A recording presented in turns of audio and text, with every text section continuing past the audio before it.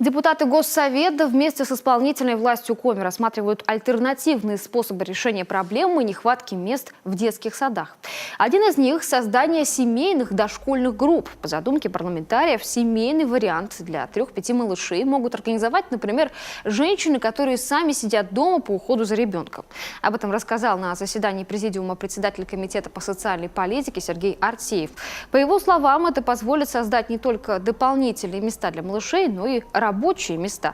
Но на сегодня необходимо доработать все нюансы: питание малышей, дневной сон, обеспечение инвентарем, проведение занятий и так далее. Возможно, понадобятся обучающие курсы для мам. Финансирование берет на себя государство. В настоящее время Министерство образования совместно с нами предложен вариант, нами он поддержан, создания семейных дошкольных групп. Данная практика позволит женщинам, воспитывающим детей дошкольного возраста, совмещать трудовую деятельность с семейными обязанностями. В этой связи, возвращаясь к данной инициативе, полагаю, что данный законопроект стоит перенести на очередную сессию. Но я надеялся, что Татьяна Алексеевна будет здесь.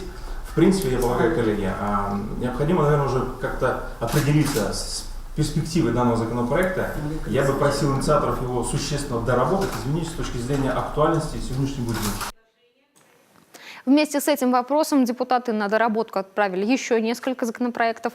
В итоге в первой в этом году сессии, она пройдет 21 февраля, парламентарии рассмотрят 20 вопросов. Они касаются автодорог и дорожной деятельности, благоустройства муниципалитетов, административной ответственности, соцвыплат граждан, оказавшимся в тяжелом материальном положении, вопросов общественного контроля.